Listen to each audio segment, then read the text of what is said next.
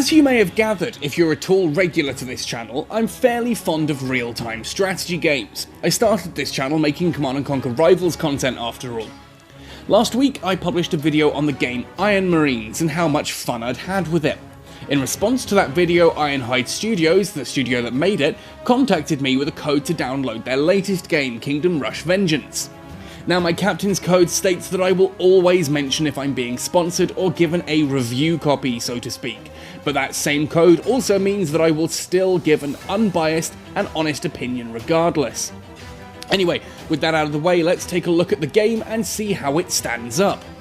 Before getting started, I should mention that Kingdom Rush Vengeance does usually cost a very modest price to download and play.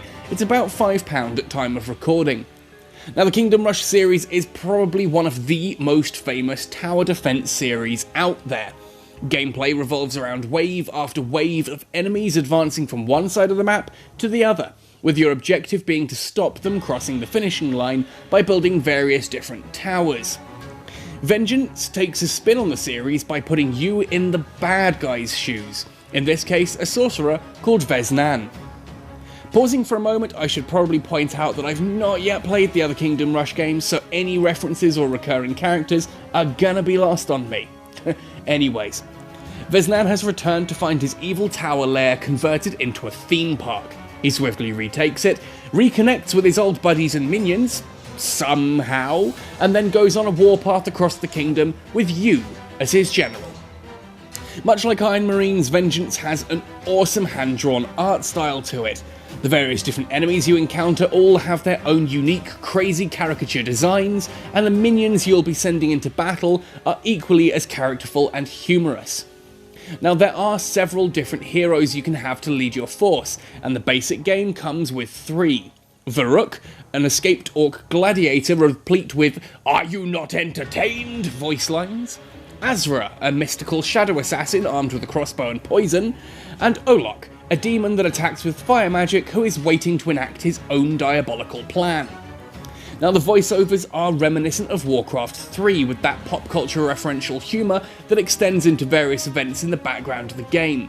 I genuinely laughed out loud when I accidentally helped Boldo break into the mountain, or got Borny so drunk he fell off his bar stool, and watched Scrooge McDuck swim through the treasure hoard.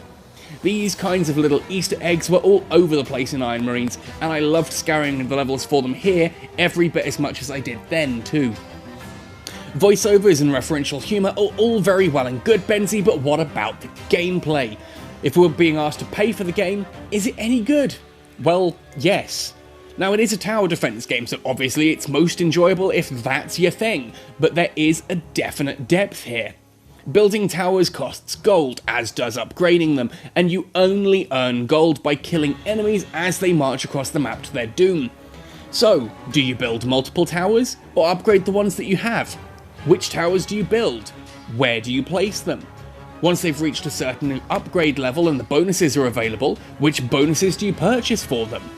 The ability to sell towers to free up the spot for something more useful is also a great strategic asset, selling up a tower quickly to build something you need in a pinch.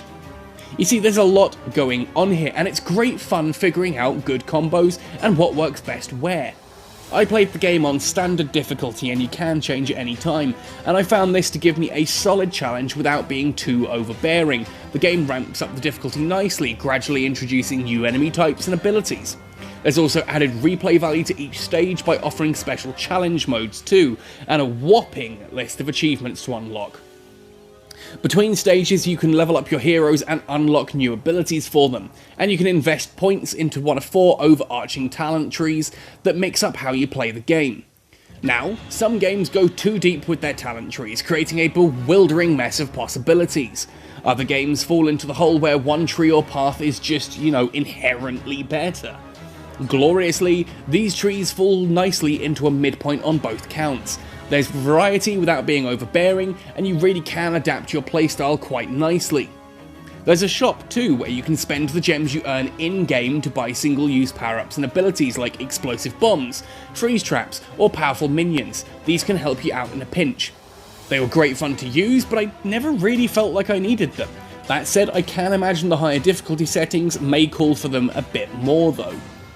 Now here's where Kingdom Rush Vengeance offers microtransactions. There are some towers and heroes that you can pay to unlock if you really want to spice up your game with more content, but it is all very much optional. You can also purchase more gems for the power-ups if you really need, but gems drop generously through gameplay, and I found the power-ups fun, but really not necessary to progress. I can imagine that these purchases may get some players' backs up, considering that you've already have to pay to purchase Vengeance to begin with, but considering the daunting size of the game, the sheer amount of content already packed in, the love and attention to detail given, and the fact that absolutely none of the paid content is necessary, means I can't be too harsh on Ironhide Studios for this. Now, to fully unlock everything will set you back around about £26, which with the full cost of the game, takes everything to around about £30. Now, that may sound like a lot for a mobile game, but that's just as much, if not more, content than an indie PC or console game, all at a similar price. It's also completely optional, as I said, so you can decide if there are any heroes you really want to use, if you're happy with just the base package game, or if you absolutely love the game and really just need to own everything.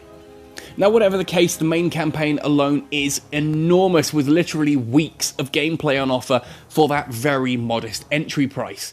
Maxing out every hero and trying every tower, though, could add literal months to the game for you, if not longer. Now, Kingdom Rush Vengeance is a charming game with great tactical depth, brilliant humour, and terrifying longevity for a mobile game. It's also completely offline, so can be played even on a nuclear submarine that has no Wi-Fi. Perfect for folks living in countries with frequent power cuts, or Terraphone cell phone signal when outside the cities on long drives. Sure, unlocking absolutely everything that the game has to offer may be slightly on the pricier side of things, but with the sheer mountain of varied content that it unlocks, it's hard to seriously fault Ironhide for that, especially since you're given a good variety out the box and can choose exactly how much you want to pay for. If you've played the Kingdom Rush series, let me know your thoughts in the comment section below or on the Gaming Galleon Discord, and if you haven't, I dare you to give this one a try. It really is great fun. Alright, happy sailing guys, and see you all next time.